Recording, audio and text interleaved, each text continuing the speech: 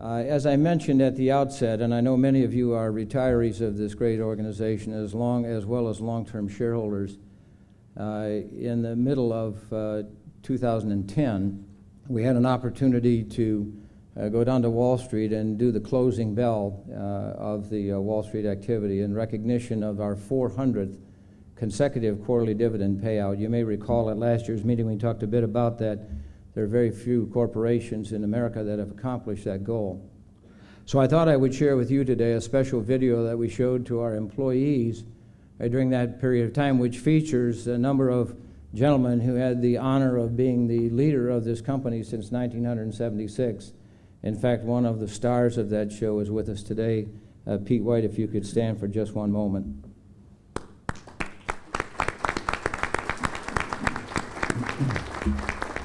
So with that short introduction, if you could roll the video, it'd be greatly appreciated.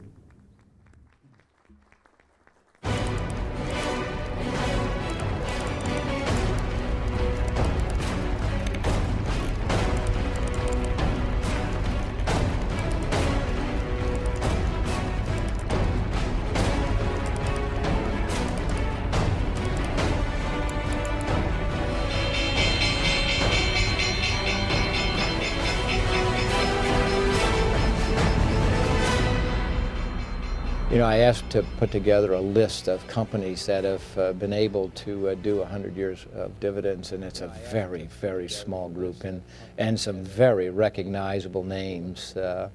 And to think that American Electric Power is included in that group is quite impressive, and what it says about the people who formed this organization, who created this incredibly impactful footprint, and constantly moved the technology of turning fuels into the most beautiful product known to humankind called electricity.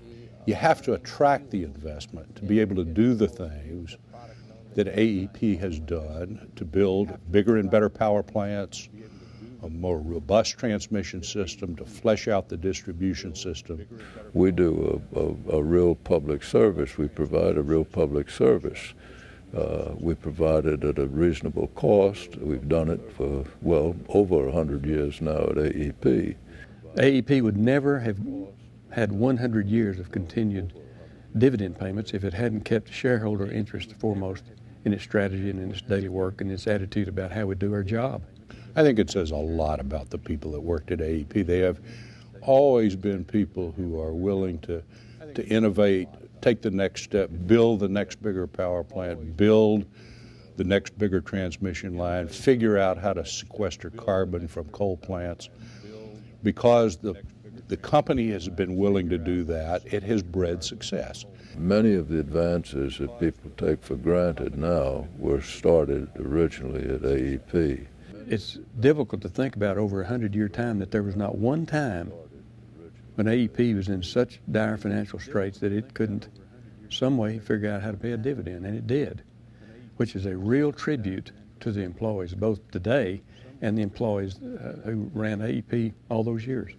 As Mr. Sporn used to say, the only problem with being at the top is that there's a tendency to slow down. And when you get to the top, you have to work that much harder to keep there. So I hope and I believe that continues to be the spirit here at AEP. The issues will change as time goes on and the circumstances differ. But if you have a reservoir of smart, dedicated people who are willing to do what's right for the shareholders, the customers, their fellow employees, and society in general, this company will continue to prosper. Continuing to pay dividends to our shareholders, continuing to keep our customers happy by keeping our rates reasonable and providing good, reliable service, it's going to take some real effort. And we need to continue with the same pride that those people that came before us at AEP had in this company and its tradition and in making it successful. Congratulations on having provided an essential service and having been a part of each community that we have been involved with for that 100-year period. When I read the draft of our 100-year history, it was like a light bulb going off in my head that said, you know, Mike, what you're doing now is more significant than you've ever done in your career before, and you personally have an obligation to continue to carry the American Electric Power story forward with pride, with respect, with humility, and I think that represents the men and women of this company, and I think that's important that we do that. It's stunning. It is absolutely stunning.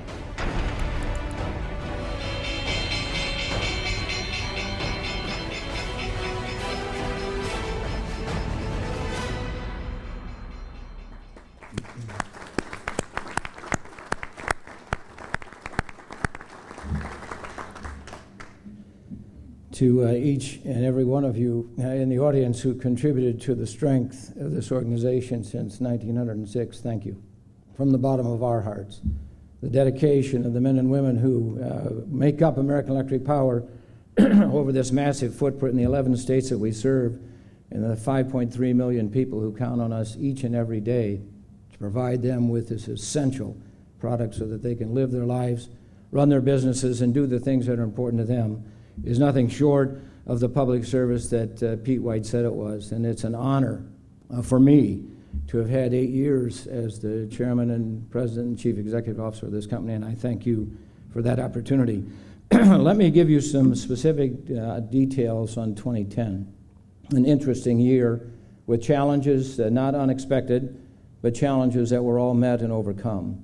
I want to talk about some unique performance characteristics in a number of areas, but I want to start out with the most significant performance area for the men and women of this company, and that's our safety record in 2010.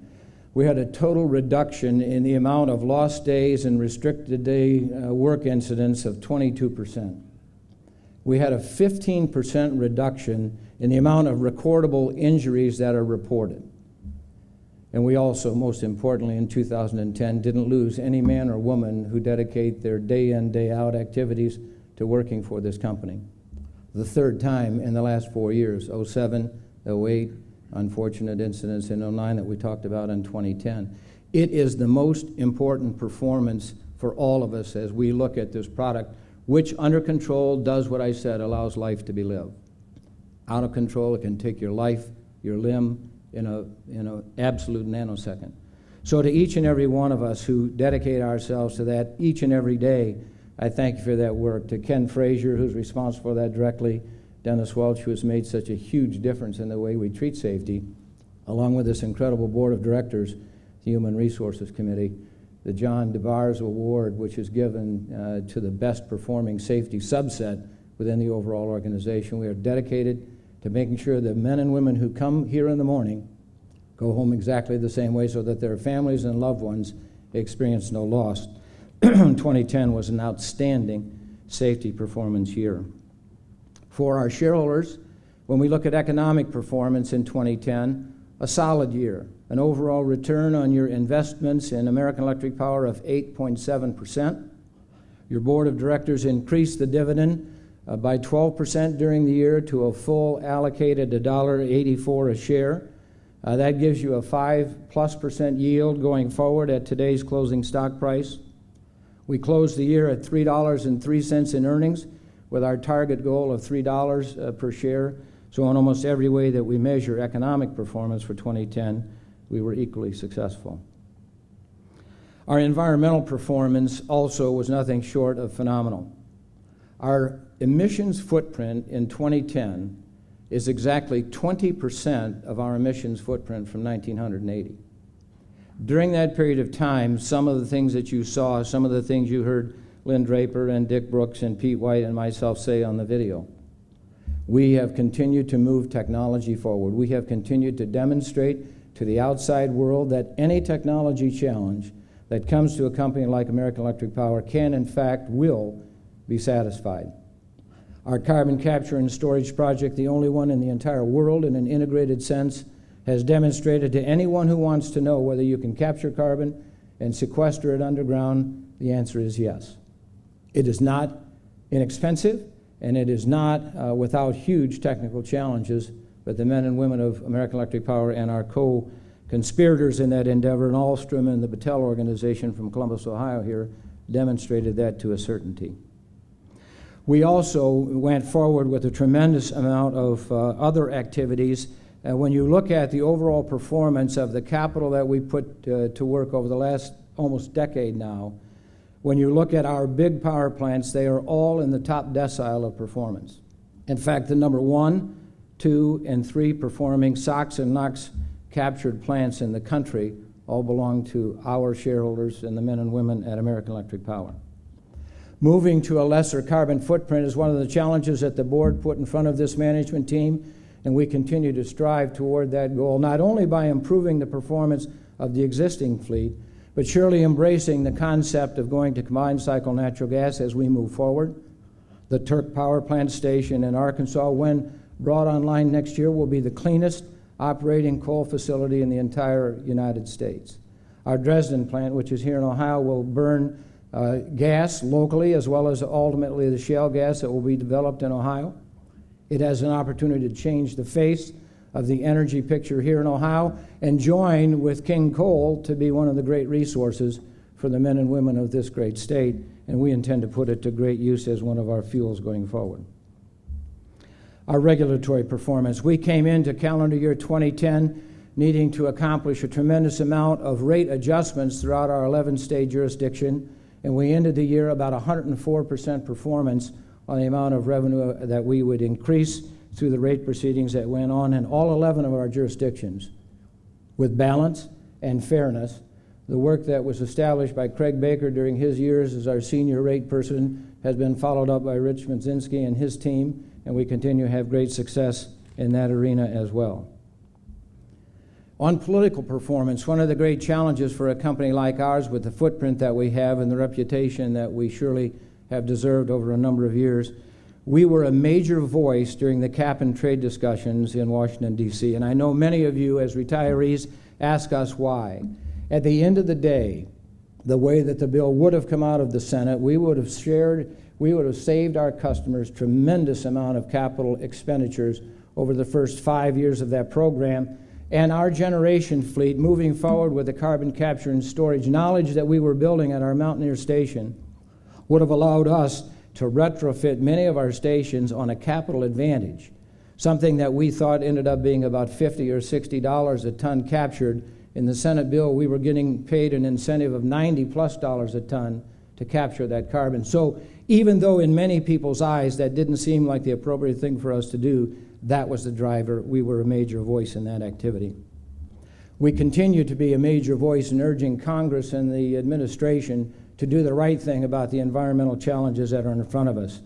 We, in fact, have asked that organization, the administration, the Congress, the men and women of the Senate and House, come forward with an energy plan for this incredible country, blessed with the resources that we are. It is an embarrassment since the administration of Richard Nixon that we continue to talk about energy independence, yet we don't have an energy plan. I'm proud to tell you that we are, and in fact will be, a major voice with Governor Kasich, who yesterday kicked off the beginnings of putting together an energy plan for the state of Ohio, a plan that Governor Kasich told us last night at our public meeting that he thought might well become a blueprint for the rest of the country, state by state, if not the federal government itself. States like Ohio, companies like American Electric Power need to be active in that regard, and we need to be a major voice in that activity. We have been a major voice in dialogue and discussion with non-governmental organizations that dedicate themselves to environmental matters, to the Environmental Protection Agency, as they continue to address 4 major issues that will forever affect the way that we generate electricity, not only at American Electric Power, but throughout the United States. Issues that have to do with additional opportunities to enhance and strengthen the Clean Air Act, something that we at American Electric Power are in strong support of. The current approach that they're taking to the air transport rule, to the mercury rule, to the water control rules under 316B, and ultimately with the coal ash rule that will be issued yet sometime later this year, are reasonable approaches to the issues with ill-thought-through timelines and ill-thought-through requirements. What we are advocating for is let's take the Clean Air Act, let's be respectful of it.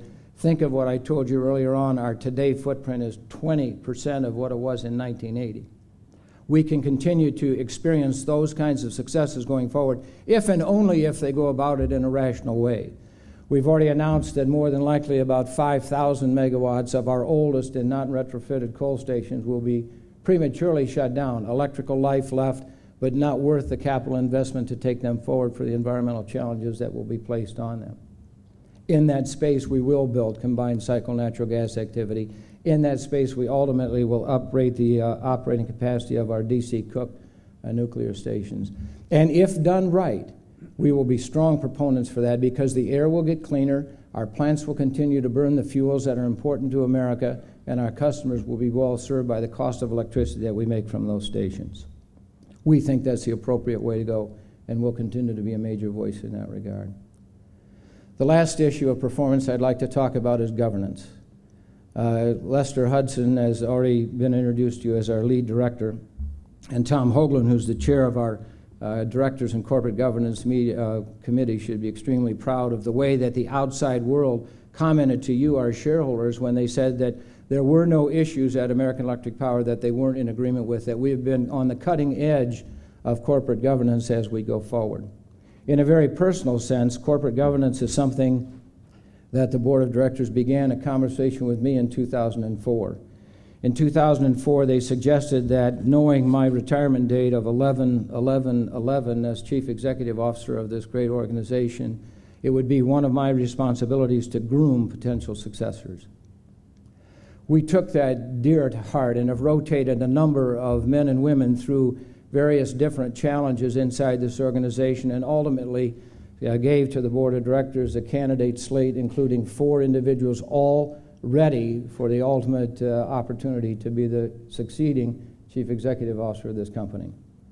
The board chose Nick Akins, our president, and if things continue to go the way we think that they will between now and November 11th of this year, Nick will succeed me as Chief Executive Officer and President of American Electric Power. The board has granted me the opportunity to stay on as chairman for 2 additional years, 2012 and 2013, and I'm eager to do that and continue to add as much value as I can to this incredible organization. To the men and women on this board, I thank you for the opportunity.